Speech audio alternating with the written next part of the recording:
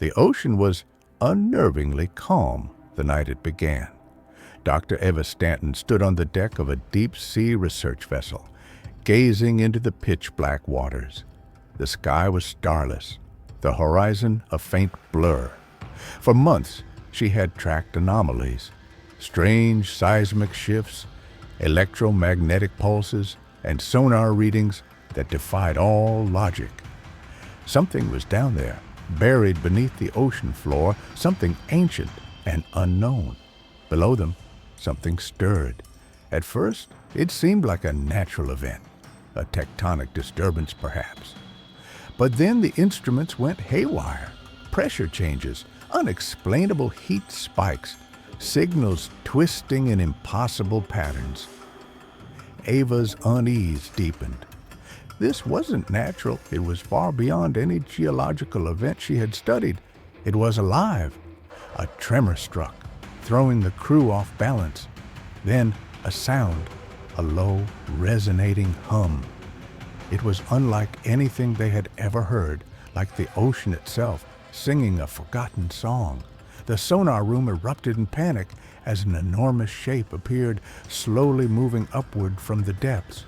It was vast, too large for their senses to fully comprehend. It was more than a shape. It was presence, weight, purpose. Cthulhu, not a myth, not a symbol, a real living being, ancient beyond understanding, and now awakening. The news spread like wildfire, but it didn't break. It shattered. Satellites went dark. Entire islands disappeared beneath unnatural tides. Some said it was a new weapon, others a mega tsunami. But terrified survivors spoke of something far more terrifying, a shadow rising from the depths, massive wings stretching into the sky, eyes glowing with an unnatural green light. Religions fractured. Cults sprouted overnight. In cities, some screamed, some prayed, others stood in stunned silence. Staring into the skies, the clouds twisted into impossible shapes. Madness spread like a disease. People dreamed of underwater cities, of incomprehensible languages, of a presence that had always been there. One thought echoed in millions of minds. He is here. The world tried to fight back. Jets were scrambled. Nukes were launched. None returned. The being didn't retaliate. It didn't need to. It simply was. It walked through the ocean like mist, reshaping the tides with its presence alone. Then the stars began to change. Gravitational anomalies, shifting star patterns. And then time itself seemed to warp. Reality buckled as if the very laws of the universe were being rewritten under the gaze of an ancient, uncaring entity. Eva and her remaining team were trapped in a fortified lab trying to make sense of the madness. Their instruments failed. The world outside was falling apart, and yet all they could do was watch as everything they knew unraveled. Eva, pale and trembling, sat before the camera preparing her final message. If you're hearing this, it means the world we knew is gone. We were never in control. We were never alone. We were always a fleeting dream. And now that dream is ending. He is waking. And we were always the dream. Outside, the sky cracked like glass. Oceans rose, swallowing cities. Mountains crumbled. Time itself seemed to lose its meaning. Humanity didn't go out with a bang or a whimper. We simply ceased to matter. And something else began. The days blurred together after that. No clocks worked. No calendars made sense. Time itself seemed irrelevant in a world that had lost its shape.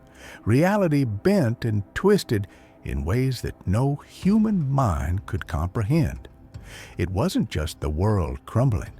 It was the very fabric of existence. The boundaries of space, time, and thought dissolved as if they were never truly real. Cthulhu didn't need to destroy humanity. It didn't need to fight back. It simply existed. and that existence was enough. Its presence, its awakening, had broken the fragile illusion that humanity had ever mattered. We were always a fleeting thought, a passing moment in the dream of something much greater, much older. Eva had understood this even before the end. She had seen the signs, but she hadn't been prepared for the scale of it, the sheer weight of truth that came with Cthulhu's awakening. It wasn't a matter of survival. There was no escape. There was only the understanding that we were never meant to understand. Humanity, in its arrogance, had believed itself to be the masters of the earth. But in the face of an ancient, incomprehensible entity, it was clear that we had been nothing more than a fleeting thought in the mind of something vast. Cthulhu had dreamed us into existence, and now the dream was ending. Eva's final log played once more, her voice trembling. We were never meant to understand. We were the dream, and now the dream is over. Outside, the ocean rose higher, swallowing the last remnants of civilization. The sky twisted into impossible shapes, the stars blinking out of existence one by one. Cthulhu loomed on the horizon, a presence so immense it threatened to tear the fabric of reality itself. It was not aggressive. It did not need to destroy. It simply was. The world ended not in flames, but in silence. The oceans rose, cities vanished beneath the waves. Time itself fell apart. Humanity did not perish in a violent end. We simply faded, slipping into the forgotten corners of existence.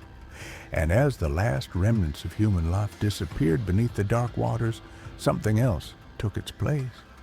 The dream of humanity had ended. The dreamer had awoken. The sky was cracked, the ocean stretched far and wide, and the stars burned in ways that could never be explained. Beneath it all, Cthulhu moved, its wings unfurling, its presence filling the air with an ancient weight. It was not wrath. It was not anger. It was simply the weight of an old, eternal being that had always been and always would be. The world as humanity had known it was no more. We were never meant to be the center. We were never meant to matter. And now we were gone. The dream had ended.